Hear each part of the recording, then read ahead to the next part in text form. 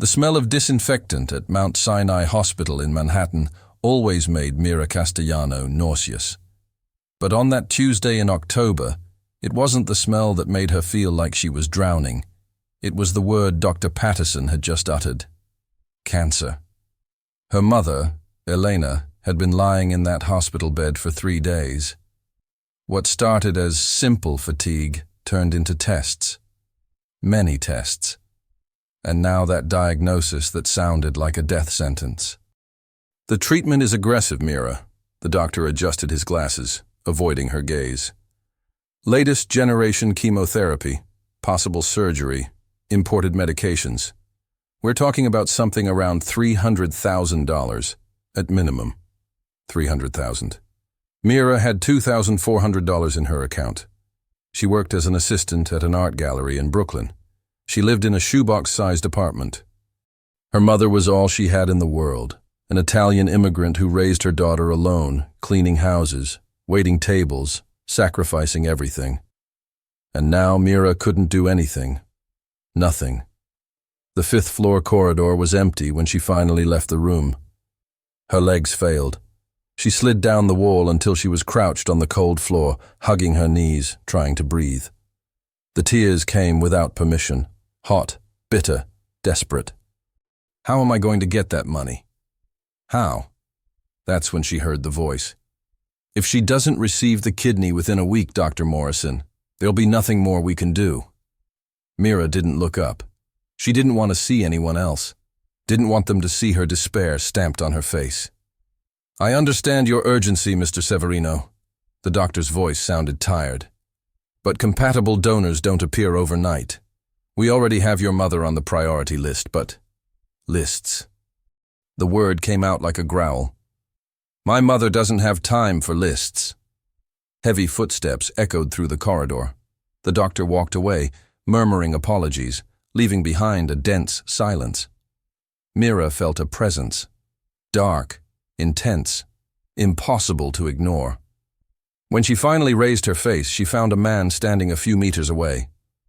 Tall, absurdly tall. Black Italian suit that cost more than a year's rent. Dark hair slicked back.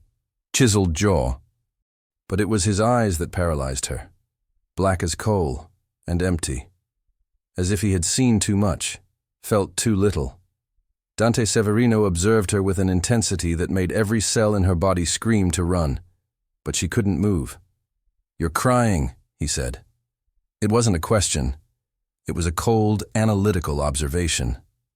That's none of your business. Mira wiped her face with the back of her hand, trying to recover some dignity. Your mother is sick. She froze. How did he know? I heard you talking to the doctor minutes ago, Dante continued, as if reading her thoughts. Cancer, expensive treatment, no financial resources. He tilted his head slightly. Am I right? Mira's heart raced. There was something deeply disturbing about this man, in the way he analyzed her, as if she were an equation to be solved. What do you want? She whispered. Dante took 2 steps toward her, then 1 more. He stopped so close that Mira could smell his expensive cologne, wood, leather, something dark and addictive. I have a proposal. I'm not interested in $300,000. He interrupted her. That's how much you need, isn't it? The world seemed to stop. And yes, I know it sounds exaggerated, but the silence that followed was so dense that Mira could swear even the medical equipment held its breath. How did you... Her voice failed. I know many things, Mira Castellano. Hearing her own name on his lips was like getting slapped. You investigated me. No. Dante put his hands in his pockets, assuming an almost casual posture. But nothing about him was casual. I just pay attention. Your visitor badge is visible. The rest... He shrugged. Logical deductions. Who the hell do you think you are? Someone who can save your mother. His eyes didn't blink. And someone who needs you to save mine. Mira slowly stood up, leaning against the wall. Even standing, he was still much taller. But she wasn't going to show fear. Explain. My mother needs a kidney transplant. Urgent. Dante spoke as if discussing the weather. You're going to donate yours. The world spun. You're insane? You can't just... I'll pay for your mother's complete treatment. Everything, including the best doctors in the country. He crossed his arms. And more. $50,000 in cash. For you, a fresh start. Mira opened her mouth, closed it, tried to process what she was hearing. You want me to donate an organ to a stranger? To my mother. And yes, exactly that. What if we're not compatible? Already checked. Dante pulled a paper from his jacket's inner pocket. Your blood type is in the hospital system. O negative, same as my mother. The chances of compatibility are high. We'll do the tests tomorrow. She looked at the paper, then at him, then at the empty corridor. This couldn't be happening. And there's one more thing, Dante said, his voice dropping an octave. Of course there was. What? You'll be my wife. For 1 year. Mira took a step back, as if she'd been punched. What? Not in that sense. For the first time, something that could be interpreted as impatience crossed his face. It's contractual. I need a wife for business, international travel, appearances. Nothing more. You're completely insane. No, I'm desperate. And finally, she saw something human in those black eyes. Pain, pure and raw. Just like you. Mira felt the tears returning. But this time they were different. Not from despair, from anger. You can't do this. You can't play with people's lives like this. I'm not playing. Dante extended his hand. Handshake. Deal sealed. You save my mother. I save yours. 1 year of your time. Then free. Simple as that. Simple? Nothing about this is simple. No, but it's necessary. She looked at the extended hand. Large, with scars on the knuckles. Hands that had done terrible things, she was sure. Because men like Dante Severino, rich, powerful, dangerous, didn't get where they were by being nice. But her mother was dying. And she didn't have $300,000. She had no options. She had nothing left. I confess I rooted against this moment. Rooted for another solution to appear. But fate doesn't work that way. If I accept... Her voice came out weak. How do I know you'll keep your part? You don't. Dante didn't try to lie. But I'm many bad things, Mira. A liar isn't one of them. She took a deep breath, once, twice, then extended her trembling hand and touched his. His palm was warm, firm, definitive. We have a deal, Dante said, squeezing her hand with a force that was almost possessive. And Mira Castellano knew, with absolute certainty, that she had just sold her soul to the devil. A devil with black eyes and a heart of stone, who didn't even smile when she whispered, "Deal sealed." The compatibility tests started at 7 in the morning. Mira hadn't slept. How could she? Every time she closed her eyes, she saw Dante's face. Those black eyes, that cold voice offering salvation wrapped in chains. You'll be my wife. The words echoed in her mind like a curse. Now she sat in a sterile room while a nurse drew her blood, filling vial after vial with dark red liquid.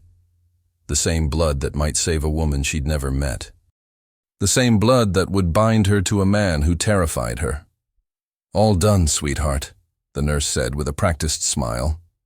Results should be ready by this afternoon. Mira nodded, pressing cotton against the needle mark. Her hands were shaking. She found her mother sleeping peacefully, the morphine keeping the pain at bay. Elena looked so fragile in that bed. Her olive skin turned pale. Her thick black hair, so much like Mira's, spread across the pillow like a dark halo. I'm going to save you, Mom, Mira whispered, kissing her forehead. I promise, even if it costs me everything. The lawyer's office was in Midtown. 62nd floor. Floor-to-ceiling windows overlooking Manhattan like a concrete kingdom. Dante was already there when Mira arrived, sitting behind a massive mahogany desk as if he owned the world. He probably did. He wore a different suit, charcoal gray this time, but the same dangerous aura. "Sit," he said. Not a request, a command. Mira's jaw tightened, but she sat in the leather chair across from him. A man in his 50s with silver hair and an expensive watch sat to Dante's right. "This is Richard Morrison, my attorney," Dante said. "He's prepared the contracts." Contracts, plural, Mira noticed. "You're observant." Something flickered in Dante's eyes. Approval? 2 contracts. One for the medical arrangement, one for the marriage. Richard slid 2 thick documents across the desk. Mira's stomach churned. "The first one is straightforward," the lawyer explained in a nasal voice. "You agree to donate your kidney to Mrs. Isabella Severino, provided compatibility tests confirm viability. In exchange, Mr. Severino will cover all medical expenses for your mother's cancer treatment, including—" "I can read," Mira interrupted, flipping through the pages. Phrases jumped out at her. Informed consent, surgical risks, post-operative care, $50,000 compensation. It was real. Horrifyingly, impossibly real.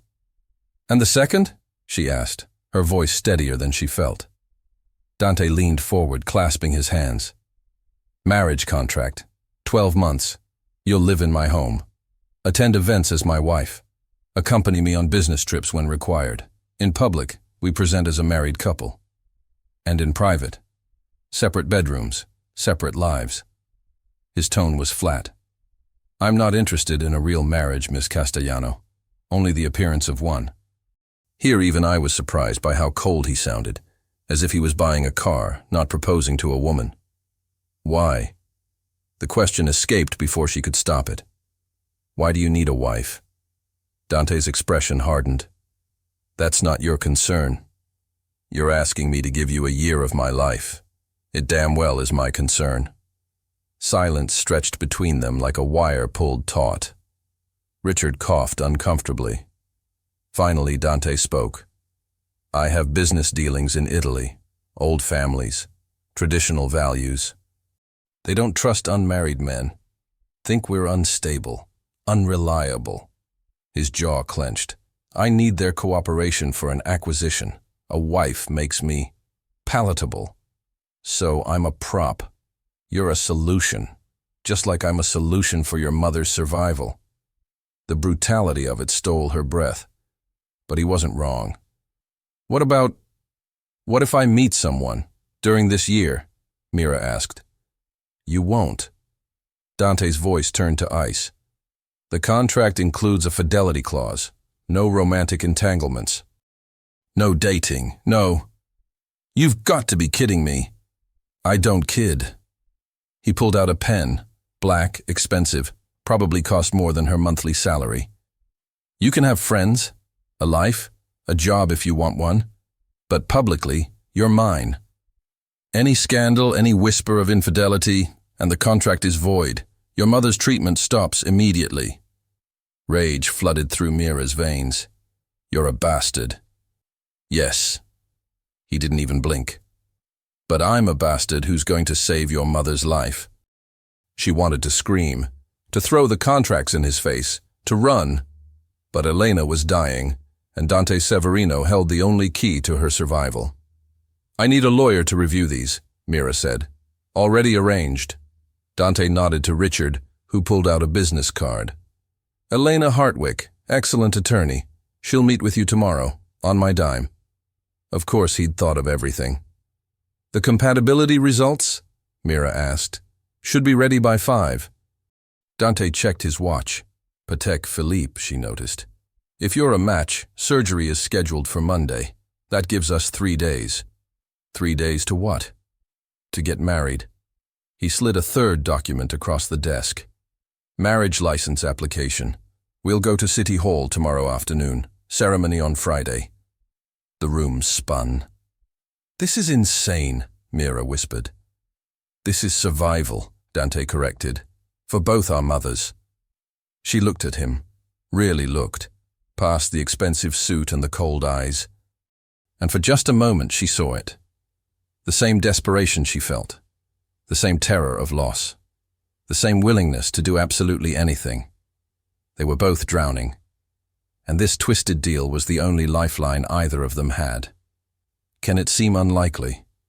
But the heart doesn't follow logic. Neither does desperation. If I sign these, Mira said slowly, I need something else. Dante raised an eyebrow.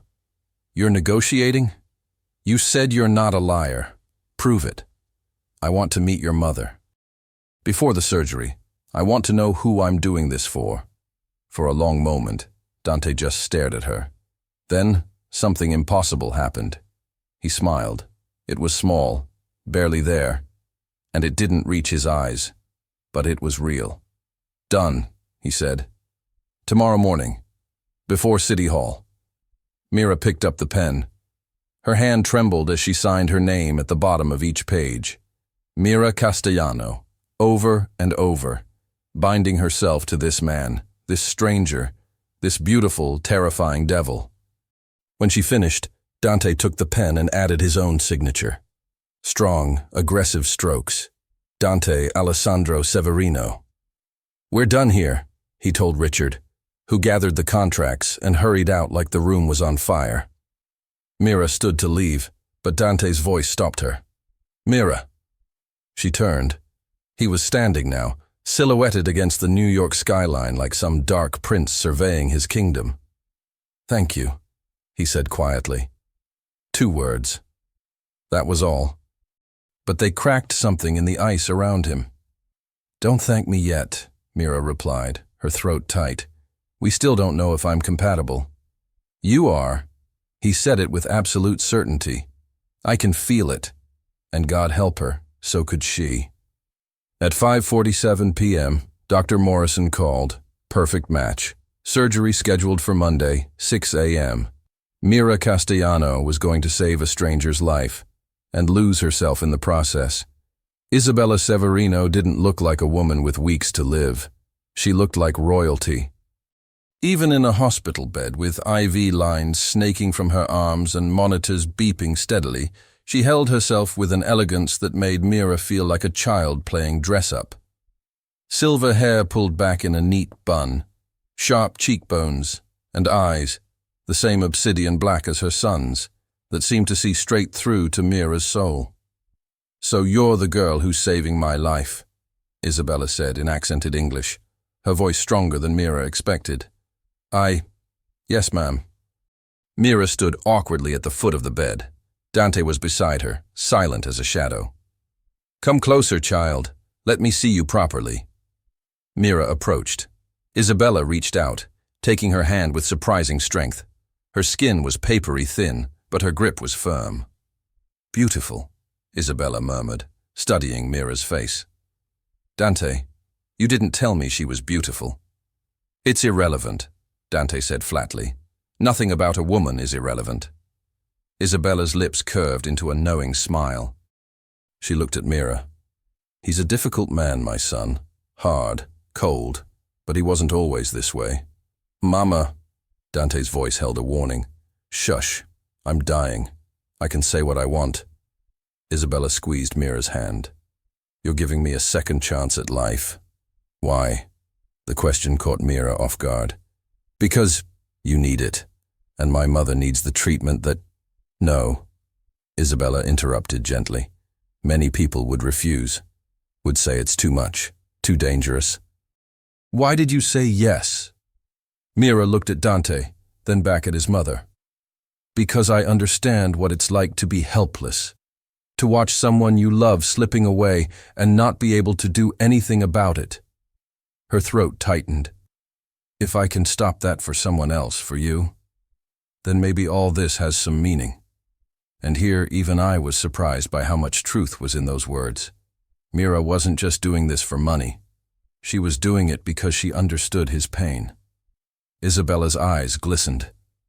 You have a good heart. She released Mira's hand and looked at her son. Don't break it, Dante. This is a business arrangement, Dante said stiffly. Isabella didn't look convinced. "Leave us. I want to speak with my future daughter-in-law alone." Dante's jaw tightened, but he nodded and left the room. The door clicked shut. Isabella gestured to the chair beside her bed. "Sit, Cara. Tell me about your mother." And somehow, Mira did. She talked about Elena's strength, her sacrifices, the way she sang Italian folk songs while cooking. She talked about growing up poor, but loved, about dreams of becoming an artist that got shelved for practical jobs. She talked, and Isabella listened. Really listened. "My son is paying for your mother's treatment," Isabella finally said. "But that's not enough, is it? You're giving me part of your body, part of yourself." She reached into the drawer beside her bed and pulled out a small velvet box. "This was my mother's, from Firenze, before we came to America." She opened it. Inside was a delicate gold ring with a small emerald. "When you marry my son tomorrow," Isabella said, "wear this. Something real. Something that means family." Tears burned Mira's eyes. "I can't." "You can. You will."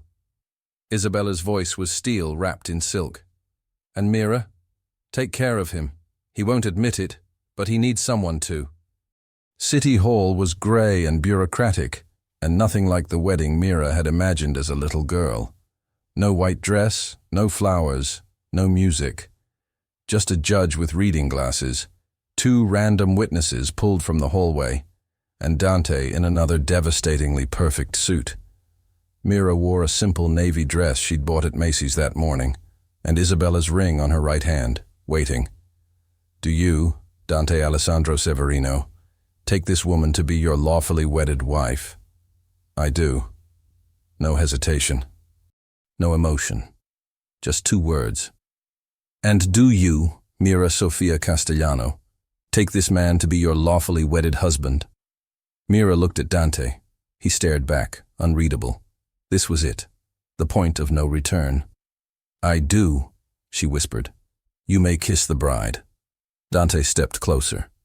His hand came up to cup her jaw, warm, rough, unexpected. He leaned in, and Mira's breath caught. The kiss was soft, brief, almost gentle. His lips barely brushed hers, but electricity shot down her spine. It was over in seconds. "Congratulations," the judge said with zero enthusiasm. "You're married." And just like that, Mira Castellano became Mira Severino. Dante's penthouse was in Tribeca, 15,000 square feet of minimalist luxury, floor-to-ceiling windows, modern art on white walls, everything expensive and cold and perfect, like him. "Your room is down that hall," Dante said, pointing left. "3rd door. Your belongings from your apartment were moved this morning." "You moved my stuff without asking?" "I'm efficient." He loosened his tie. "We leave for Italy in 2 weeks. After you've recovered from surgery. You'll need a passport if you don't have one. I have one." "Good. My assistant will send you the itinerary." He checked his phone, already dismissing her. "There's food in the kitchen. Help yourself. I have calls to make." He started walking away. "Dante." He stopped, but didn't turn around. "Your mother gave me this."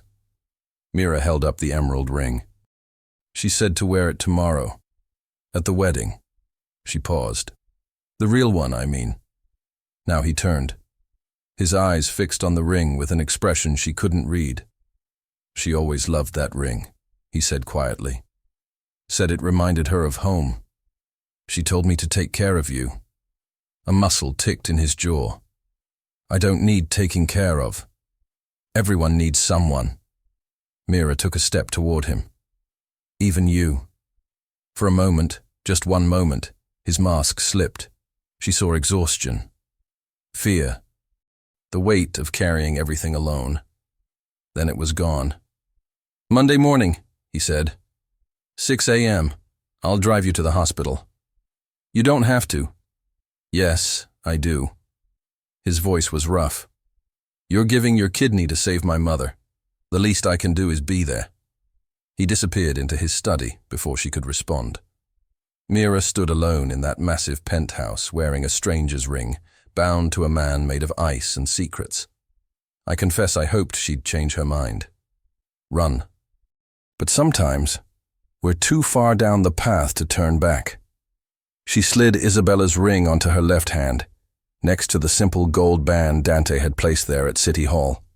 In 3 days, she'd wake up in a hospital bed, 1 kidney lighter, married to a man who looked at her like she was a problem to solve, a beautiful, dangerous problem.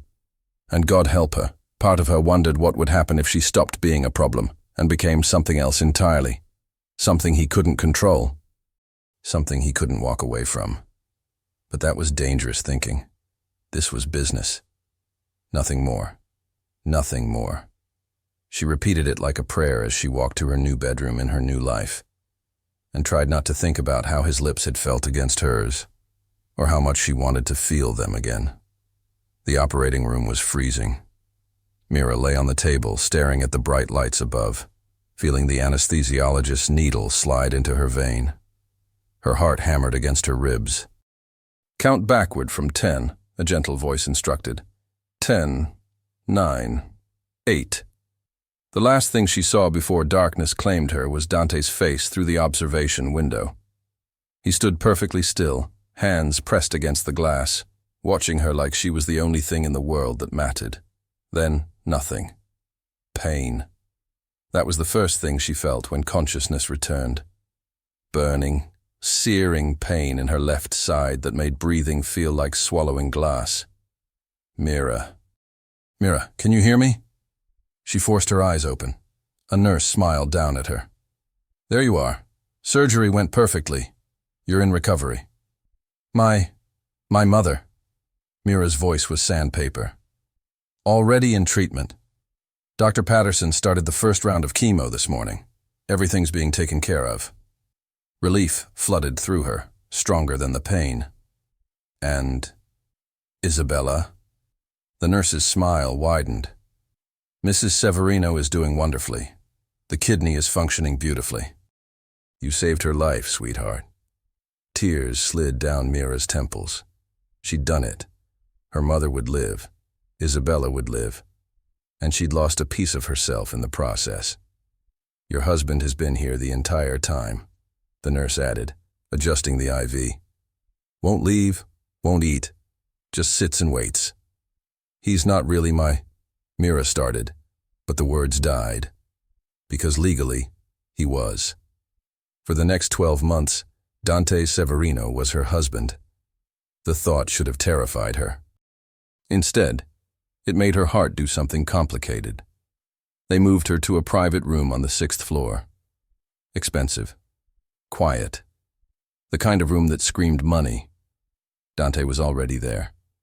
He sat in the chair by the window, tie loosened, shirt wrinkled, dark circles under his eyes. He looked like he'd been through war. "You look terrible," Mira said, her voice weak. His head snapped up. Relief crashed across his face, raw and unguarded, before he controlled it. "You're awake." He stood, approaching the bed slowly, like she might shatter. "How do you feel?" "Like someone cut me open and stole an organ." They did. His mouth almost twitched, almost smiled. "The surgery took 4 hours. No complications. You did perfectly. Your mother?" "Stable. Improving already. The doctors are optimistic." He paused. "She wants to see you when you're strong enough." Mira nodded, exhaustion pulling at her, but she forced herself to stay awake, to look at him. Really look at him. This man who'd been a stranger 5 days ago, who'd made her an impossible offer, who'd watched her through glass while surgeons carved into her body. "You didn't have to stay," she said. "Yes, I did." "Why?" Dante was silent for a long moment. Then he pulled something from his pocket, a small black box. "Open it. Later. When you're alone." He placed it on the bedside table. "Rest now. Dante, sleep, Mira." His voice was gentle, impossibly gentle. "I'll be here when you wake up." And somehow, that promise felt more binding than the contracts she'd signed. She opened the box at midnight when when the nurses had finished their rounds and the hospital was quiet. Inside was a necklace, white gold chain with a small pendant, 2 hands clasped together, delicate, beautiful, expensive, and a note in aggressive handwriting. "You gave my mother life. I can never repay that, but I'll spend the next year trying." Can it seem unlikely, but right then Mira realized Dante Severino wasn't just cold. He was terrified, terrified of feeling, terrified of owing, terrified of her. She pressed the pendant to her chest and cried, for her mother, for Isabella, for herself, for the impossible man who kept surprising her. 3 days later, Mira was cleared to go home. Well, to Dante's penthouse. He insisted on carrying her inside, despite her protests. "I can walk," she argued. "You had major surgery." "Stop being stubborn." He lifted her like she weighed nothing, cradling her against his chest. She could feel his heartbeat. Strong, steady, real. "Where's the tough guy who doesn't care?" she murmured. "He's on vacation." Dante carried her to her room and laid her gently on the bed. Doctor's orders, 2 weeks of rest, no heavy lifting, no stress. And then Italy, and then Italy. He pulled the blanket over her. "I'll have a nurse here during the day while I'm at work." "Anything you need." "Dante." Mira caught his hand before he could leave. "Thank you. For everything." He stared at their joined hands like he didn't know what to do with the contact.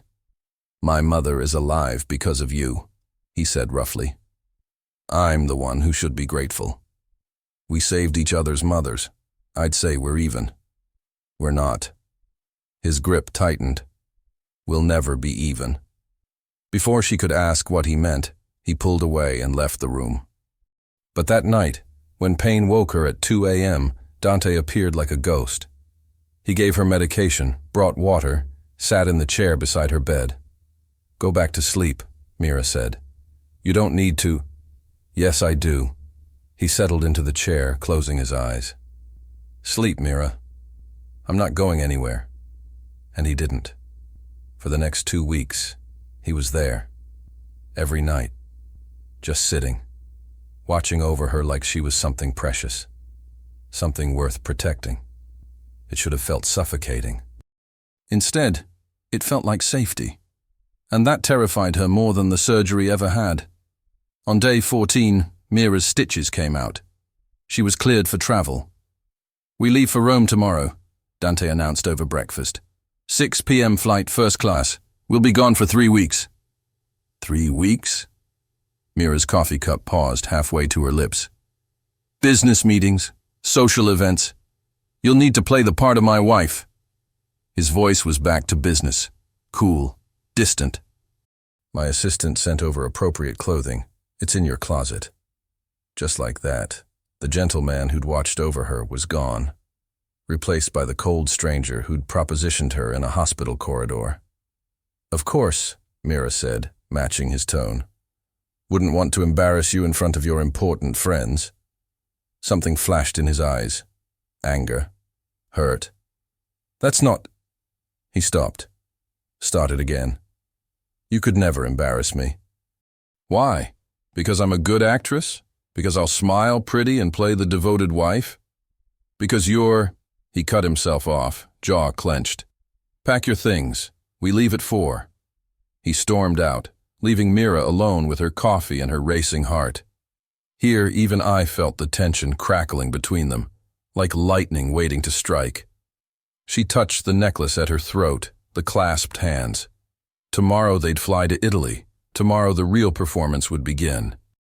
But Mira was starting to suspect the most dangerous performance was the one they were playing with each other. Pretending this was just business. Pretending they felt nothing. Pretending those moments in the dark, when he watched over her, meant nothing at all. Lies. All of it. And lies, Mira knew, eventually demanded the truth. Rome was breathtaking. Even exhausted from the flight, Mira couldn't help but stare as their car wound through ancient streets. The Colosseum. The Trevi Fountain. Buildings that had stood for thousands of years, watching empires rise and fall. Beautiful, isn't it? Dante said quietly beside her. I've never seen anything like it. She pressed her hand against the window like a child. My mother used to tell me stories about Italy, but I never thought I'd actually see it. You're Italian? Half. My mother's from Sicily. She came to America when she was 18. Mira glanced at him. What about you? Born in New York. But my parents kept the old ways alive. His expression darkened. Sometimes too alive. Before she could ask what he meant, the car stopped in front of a palazzo that looked ripped from a Renaissance painting. Creamstone, arched windows, wrought iron balconies dripping with flowers. We're staying here, Mira breathed. I own it. Dante stepped out, offering his hand. Welcome home, Mrs. Severino. The name still felt strange, foreign, like wearing someone else's skin. But when she took his hand, something electric passed between them. His eyes met hers, held. Then he released her and grabbed the luggage. The moment shattered. The palazzo was a museum of wealth. Marble floors, frescoed ceilings, art that belonged in the Louvre. The gala is tomorrow night, Dante said, leading her up a grand staircase. Senator Caruso and his family. They're traditional, conservative. You'll need to be perfect. No pressure, Mira muttered. He stopped, turning to face her. I need you to understand something. These people are dangerous, not like criminals, like old money, old power. They smile while they destroy you. And you need them for your business deal. I need them to trust me, to see me as one of them. His jaw tightened. A married man, stable, respectable. Everything you're not? The words slipped out. Dante's eyes flashed. Careful, wife. Or what? You'll void the contract. Mira stepped closer, emboldened by jet lag and frustration. We're already in Italy. Your mother already has her kidney. What leverage do you have left? Silence stretched between them like a blade. Then Dante smiled, sharp, predatory. Your mother's treatment has 9 months remaining. 9 very expensive months. He leaned in, his breath warm against her ear. I always have leverage, Mira. Don't forget that. He walked away, leaving her shaking with anger and something else.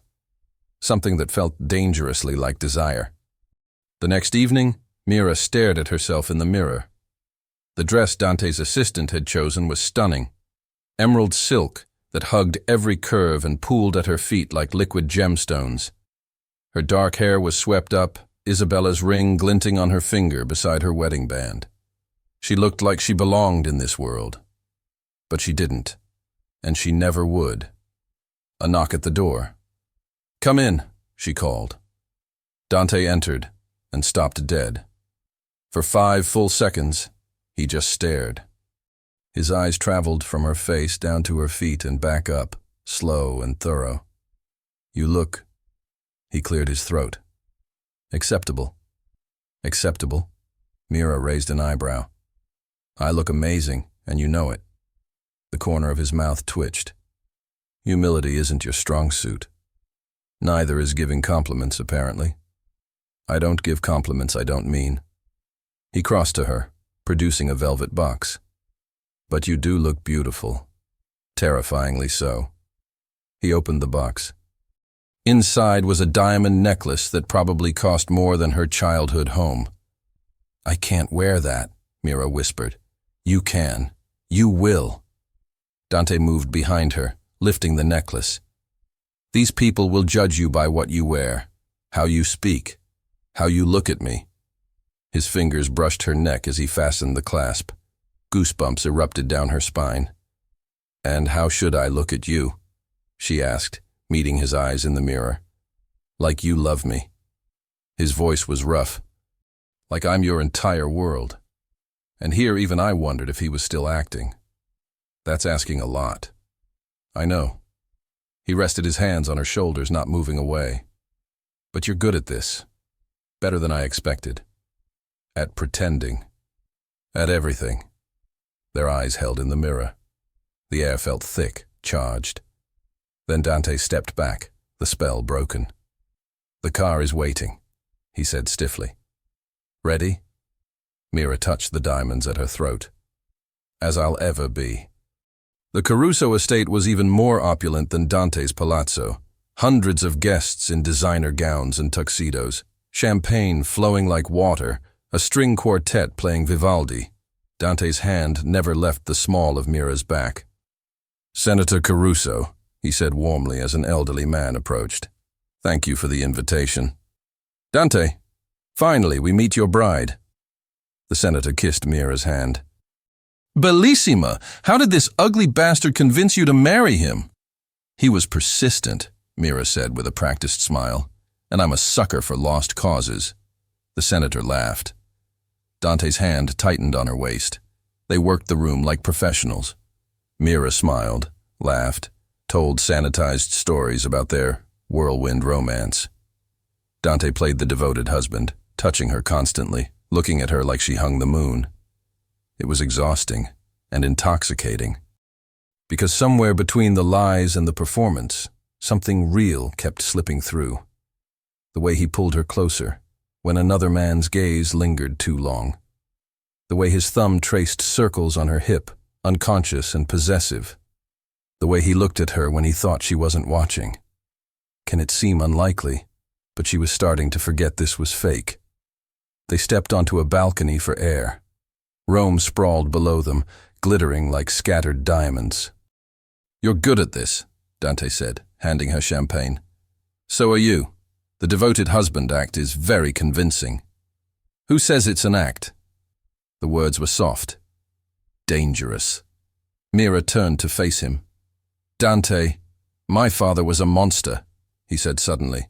"Beat my mother, beat me, controlled everything through fear." His hands gripped the balcony railing. "I swore I'd never be like him. Never control someone. Never force them to stay." "That's why the contract," Mira realized. 1 year. Then freedom. Everyone leaves eventually. Better to set the terms myself. Your mother didn't leave. She couldn't. He would have killed her. Dante's voice was hollow. "When he died, I took over his business, legitimized it, made it clean. But these people," he gestured to the party, "they still see the mob boss's son, the criminal. That's why you need to look respectable. That's why I need you." He turned, cupping her face with unexpected gentleness. "You make me look human, Mira. Like I'm capable of something beyond business and blood." Her heart hammered. "Maybe you are." "Don't." His thumb brushed her cheek. "Don't make me into something I'm not. What if you already are? What if you're just too scared to see it?" He leaned closer. So close she could count his eyelashes, see the war raging in his eyes. "Dante, there you are!" A voice shattered the moment. They sprang apart as a beautiful blonde woman emerged onto the balcony. "Vittoria," Dante said, his voice flat. The woman's smile was sharp as knives. "Aren't you going to introduce me to your wife?" Something in her tone made Mira's stomach drop. This wasn't just any guest. This was someone from Dante's past. Someone who knew his secrets. And from the way she looked at Mira, like a predator sizing up prey, she wasn't going to keep them. Vittoria Marchesi was everything Mira wasn't. Elegant, polished, born into this world of wealth and power. Her blonde hair cascaded in perfect waves, her red dress cost more than a car, and she looked at Dante like she owned him. "Vittoria, this is Mira. My wife," Dante said, his voice carefully neutral. "Mira, Vittoria is an old friend." "Friend." Vittoria laughed, the sound like breaking crystal. "Is that what we're calling it?" She turned to Mira, extending a manicured hand. Enchanted. I had no idea Dante was even dating, let alone married. It was all so sudden. "When you know, Mira said, accepting the handshake. The woman's grip was cold. How romantic. Vittoria's smile didn't reach her eyes. "And where did you two meet? I must hear everything." At the hospital, Dante said quickly. Mira's mother and mine were both patients. How convenient. Vittoria sipped her champagne. And you just happened to fall in love while your mothers were dying, like something from a movie. The barb hit its mark. Mira felt her cheeks burn. Life is stranger than fiction, she managed. Indeed. Vittoria turned to Dante. I need to borrow your husband for a moment, Cara. Business. You understand. Before Mira could respond, Vittoria hooked her arm through Dante's and led him away, leaving Mira alone on the balcony. Fury burned in her chest. This was part of the arrangement. She was an accessory, a prop, nothing more. So why did watching that woman touch him feel like swallowing glass? 20 minutes later, Mira found them in a private study. The door was ajar. You can't keep running from this, Dante. Vittoria's voice drifted out. From us. There is no us. There never was. Liar. We had plans, a future. Then you disappeared for months and come back with a wife? Her voice cracked. Who is she really? Some girl you paid to play house? Silence. Mira's blood turned to ice. That's it, isn't it? Vittoria continued. This is about the Caruso deal. You needed a wife to look legitimate, so you bought one. Vittoria. Does she even know what you really are? What you've done? Enough. Dante's voice was steel. My marriage is none of your concern. Everything about you is my concern. I love you, Dante. I always have. Mira couldn't breathe, couldn't move. She should leave, should walk away. Instead, she pushed the door open.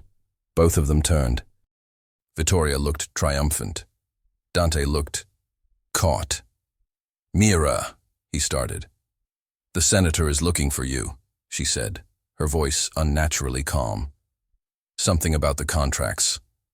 She left before he could respond, walking quickly through the palazzo, past the glittering guests, past the champagne and laughter. She needed air, space, anything but this suffocating pretense. I confess I hoped she'd confront him right there, but sometimes dignity means walking away. She found a garden behind the estate, dark, empty, fragrant with night-blooming jasmine. Mira sank onto a stone bench and let the mask fall. Tears came hot and angry, not because Vittoria loved Dante, but because for a moment, one stupid, delusional moment, Mira had forgotten this was fake, had forgotten she was bought and paid for, had forgotten she meant nothing to him beyond a business transaction. Mira. She didn't turn, didn't acknowledge him. Dante sat beside her, careful to maintain distance. Vittoria and I, it's complicated. It's none of my business. It is. You're my wife. On paper. Mira finally looked at him. This is a contract, remember? You said it yourself. 1 year, then freedom. Don't pretend it's more. Something flickered in his eyes. Pain? Anger? What did you hear? He asked quietly. Enough. She stood. She's right, isn't she? You bought me. A convenient wife to make you look respectable. Make the Carusos trust you. That's not... Don't lie. Not now. Mira's voice broke. I gave you my kidney, Dante. A piece of my body. I wear your ring. I smile at your colleagues. I let you touch me and look at me like I matter. But I don't, do I? I'm just another business deal. You're not... He stood, reaching for her. She stepped back. Don't. The single word stopped him cold. Did you love her? Mira asked. Vittoria? No. But she loves you. That's not my fault. Isn't it? Mira laughed bitterly. You collect people, Dante. You manipulate them, use them. Then you're surprised when they want something real. I never promised her anything. And what did you promise me? Money? Medical bills? A year of pretending? She wiped her eyes angrily. I'm such an idiot. For a second tonight when you looked at me, when you touched me, I thought maybe what? His voice was rough. Nothing. It doesn't matter. Mira, I'm tired. She turned toward the palazzo. I'm going to bed. You should go back to your party, to Vittoria, to whatever world you belong to that I'm just visiting. Don't walk away from me. Why not? We both know I'm going to anyway. In 9 months this ends. I disappear from your life like I was never here. She looked back at him. We're just counting down the days, right? The moonlight caught his face. He looked devastated, utterly destroyed. Good, she thought viciously. Let him feel something. Let him hurt, like she was hurting. If that's what you want, he said finally, his voice hollow. It's what you want. I'm just following the contract. She left him standing in the garden, surrounded by jasmine and shadows. And for the first time since this whole arrangement started, Mira wondered if she'd made a terrible mistake. Not in saving his mother, but in thinking she could spend a year with Dante Severino and not lose her heart in the process. The flight back to New York 2 days later was silent. Dante sat across from her in the private jet, working on his laptop. Not looking at her, not speaking. The deal with Caruso had gone through. Dante got what he wanted, and Mira got the reminder she needed.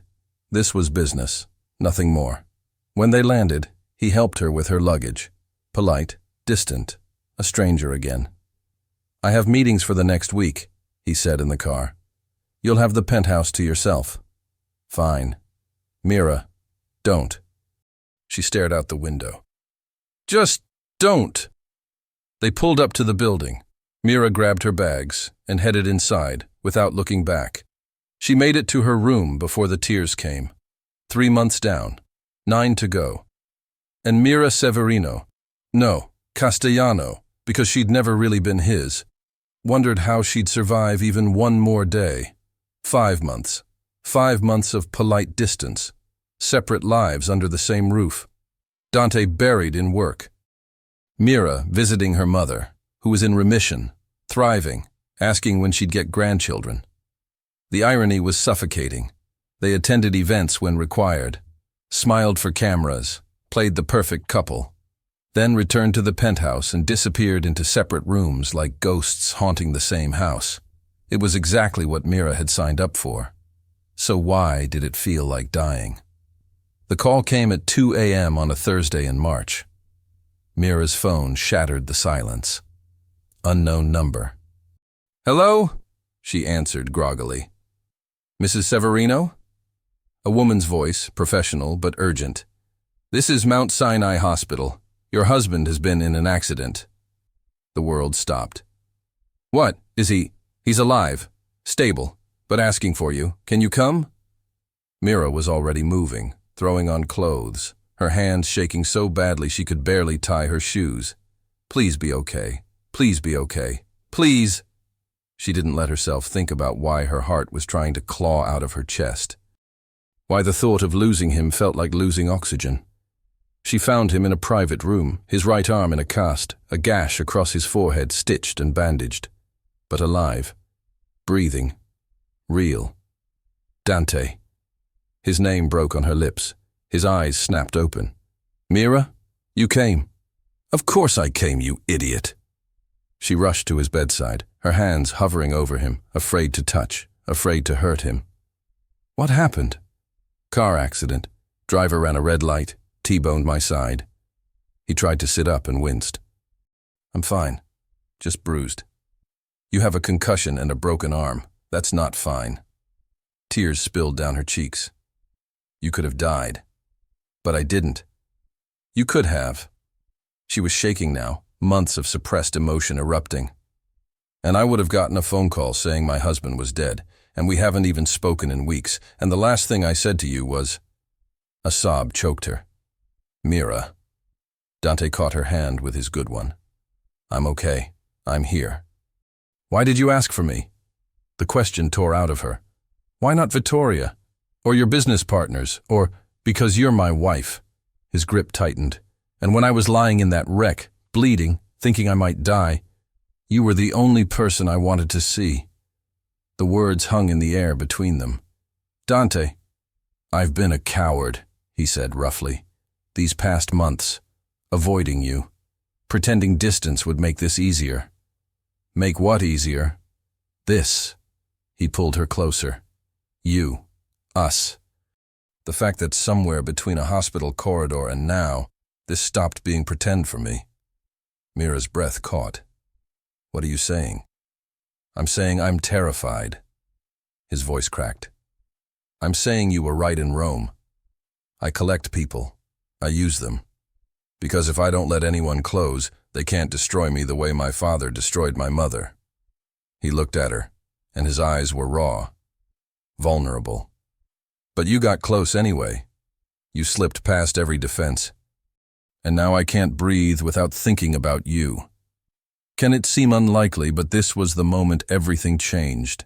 The moment the mask finally shattered completely. You're on pain medication, Mira whispered. You don't know what you're saying. I know exactly what I'm saying. He brought her hand to his chest, over his heart. Feel that? It beats for you, Mira. It has for months. And I'm so fucking scared because in 7 months our contract ends. And you'll leave. And I'll have to let you go because that's what we agreed. Tears streamed down her face. You're an idiot. I know. A complete idiot. Also aware. I don't want to leave. The confession ripped out of her. I haven't wanted to leave since Rome, since before Rome, since you sat by my hospital bed every night after surgery like I was something precious. She laughed through her tears. I fell in love with you, Dante. And I hate myself for it because this was supposed to be fake. His hand came up to cup her face, thumb wiping her tears. Nothing about this has been fake, not for me. Not since the beginning. You said, I lied. To you. To myself. He pulled her down until their foreheads touched. I saw you crying in that corridor, and something in me recognized something in you, like calling to like, broken calling to broken. We're not broken. No. His smile was soft, real. We're healing, together. The contract? Fuck the contract. Dante's voice was fierce. I don't want 1 year. I want forever. I want to wake up next to you, fall asleep holding you, fight with you, and make up and fight again, because that's what real marriages are. Dante, I love you, Mira Severino. Completely, desperately, inconveniently. He kissed her forehead, her cheeks, the corner of her mouth. And if you walk away in 7 months, I'll respect it. But I'm asking, begging, please don't. Choose me. Choose us.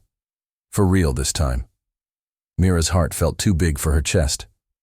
This impossible man, this dangerous, damaged, beautiful man, who'd given her mother life, who'd watched over her in the dark, who'd looked at her across crowded rooms like she was the only star in his sky. I choose you, she whispered against his lips. I choose us. And then she kissed him. Not the brief, formal kiss at City Hall. Not the performance for cameras. This kiss was real, deep, desperate, full of 5 months of longing and fear and need. His good hand tangled in her hair, pulling her closer. She tasted salt. Her tears or his, she didn't know. Didn't care. When they finally broke apart, both breathless, Dante smiled. A real smile that transformed his entire face. Marry me, he said. We're already married. Again, for real. No contracts, no conditions, just you and me, and forever. You're supposed to wait until you're not in a hospital bed. I've wasted enough time. His thumb traced her lip. Say yes, Mira. Make me the luckiest bastard alive. She laughed, cried, kissed him again. Yes, she said. Yes, 1,000 times yes. 3 days later, Dante was released from the hospital. Mira helped him into the penthouse, fussing over his arm, his stitches, everything. I'm fine, he protested. Stop hovering. I almost lost you. I'm allowed to hover. He caught her around the waist, pulling her against him despite his injuries. You're never losing me. I'm yours, remember? Forever. Forever, she agreed, melting into his embrace. That night, she didn't sleep in her room. She curled up in Dante's bed, his good arm wrapped around her, his heartbeat steady beneath her ear, "I love you," he murmured into her hair. "I love you too." She kissed his chest. "Even though you're an idiot." "You're idiot." "Mine," she agreed. And for the first time in 5 months, Mira Severino fell asleep feeling whole. Complete. Home. 6 months later. The church in Sicily was small, ancient. Exactly what Elena had described in her childhood stories. Mira stood before the mirror in a back room, adjusting her white dress, simple lace, elegant, nothing like the navy dress from City Hall. Her mother stood behind her, healthy and radiant, tears in her eyes. "You look just like I did on my wedding day," Elena whispered, fastening a vintage veil. "Beautiful, Cara, so beautiful." "I'm nervous," Mira admitted. "Good nerves or bad nerves?" "Good, definitely good." She touched the necklace at her throat, the clasped hands Dante had given her after surgery. She'd worn it every day since. I can't believe this is real." "Believe it." Elena kissed her cheek. "That man loves you like you hung the moon. Anyone can see it." A knock at the door. Isabella entered, using a cane but moving steadily. Strong, alive. "Ready, Figlia?" she asked, using the Italian word for daughter. Mira's throat tightened. In the past months, Isabella had become the mother-in-law every woman dreamed of. Warm, loving, fierce in her protection of their relationship. "Ready," Mira said. The church was filled with flowers, white roses, jasmine, the scent of Sicily and new beginnings. Dante waited at the altar in a perfectly tailored tuxedo, and when Mira appeared in the doorway, his composure cracked. His hand went to his chest, like she'd physically struck him. And here even I got emotional. The way he looked at her, like she was a miracle he didn't deserve. Elena walked her down the aisle. Slow, deliberate. Every step toward the man who'd saved her life and stolen her daughter's heart. When they reached the altar, Elena placed Mira's hand in Dante's and whispered, "Take care of my girl." "With my life," Dante promised. This priest was different from the bored judge at City Hall. Father Romano smiled warmly, recognizing what this moment meant. "Dearly beloved." But Mira barely heard the words. She was lost in Dante's eyes, those dark eyes that had terrified her once. Now they held only love, pure, unguarded, real. When it came time for vows, Dante pulled out a folded paper. His hand shook slightly. "Mira," he began, his voice rough with emotion. "A year ago I made you a business proposal in a hospital corridor. I offered you money, a contract, a transaction." He paused. "I didn't offer you my heart because I didn't think I had one anymore. You proved me wrong." Tears spilled down Mira's cheeks. "You gave me your kidney, your time, your patience, your forgiveness when I was an idiot, which was often." Soft laughter from the guests. "But most importantly, you gave me hope. Hope that I could be more than my father's son. More than the cold bastard everyone thinks I am." He folded the paper, holding her hands instead. "I promise to spend every day proving I'm worthy of you. To make you laugh. To hold you when you cry. To be your partner in everything. I love you, Mira. Today, tomorrow, forever." Mira couldn't speak for a moment. Then she found her voice. "I didn't write anything down," she admitted, "because I couldn't capture in words what you mean to me. You were supposed to be temporary, a stranger, a business arrangement." She smiled through tears. "Instead, you became my home, my safe place, the person I want to tell everything to. Good news, bad news, stupid jokes at 2 a.m. Dante laughed, wiping his own eyes. "You saved my mother's life, but you saved mine too. You showed me that love isn't something to fear. It's something to fight for, to choose every day." She squeezed his hands. "So I choose you, Dante. I'll keep choosing you, forever and always. I now pronounce you husband and wife," Father Romano said with a broad smile. "Again, but this time, for all the right reasons.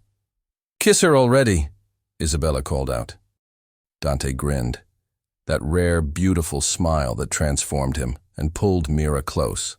This kiss was different from all the others. It was a promise, a beginning, a declaration witnessed by everyone they loved. When they finally broke apart, the church erupted in applause. Mr. and Mrs. Severino. For real this time. 2 years later. Dante Alessandro Severino, if you don't put that baby down, she'll never sleep. Dante looked up from where he sat in the nursery, their 6-month-old daughter Lucia cradled against his chest. She's not tired. Are you, Principessa? Lucia gurgled happily, grabbing his finger. Mira leaned against the doorframe, shaking her head. You're a pushover. Only for my girls. He stood carefully, swaying with Lucia. All 3 of them. Mira's hand went to her stomach, still flat, but not for long. 3 months pregnant with their 2nd child. They'd bought a house in Westchester, space for family, a studio for Mira's art. She'd quit the gallery and was now a successful painter. Gardens that Isabella tended with Elena, the 2 mothers now inseparable friends. Dante had legitimized his business completely. No more gray areas. He served on charity boards now, using his wealth for good. They fought sometimes. Made up spectacularly, built a life that was messy and real and perfectly imperfect. Your mother called, Mira said. Wants us for Sunday dinner. My mom is making her famous pasta. Tell her we'll be there. Dante finally placed Lucia in her crib. She fussed for a moment, then settled, her tiny fist curled beside her face. He pulled Mira close, his hands spanning her waist. Have I told you today that I love you? Only 3 times. You're slacking. Let me remedy that. He kissed her slowly, thoroughly. I love you, Mira Severino. You are the best decision I ever made. I thought your mother getting a kidney was the best decision. That led me to you. So technically, you're still the best part. She laughed, the sound filling their home with warmth. Can it seem unlikely, but sometimes the most beautiful love stories start with impossible choices. With desperation meeting desperation. With 2 broken people finding wholeness in each other. Come to bed, Mira said, taking his hand. Best offer I've had all day. They turned off the nursery light, leaving the door cracked. Walked down the hall to their bedroom, their shared bedroom, no more separate spaces. And as they settled into bed, wrapped in each other's arms, Dante whispered, Thank you. For what? For seeing past the monster. For staying when you could have left. For choosing me. Mira kissed him softly. Always. Forever. No contract needed. Forever, he agreed, pulling her closer. And in a house filled with love and laughter and new beginnings, Dante and Mira Severino fell asleep holding each other. 2 people who'd started as strangers in a hospital corridor, who'd signed contracts and built walls, who'd torn those walls down piece by piece, and built something better in their place, a family, a home, a love story for the ages. The end.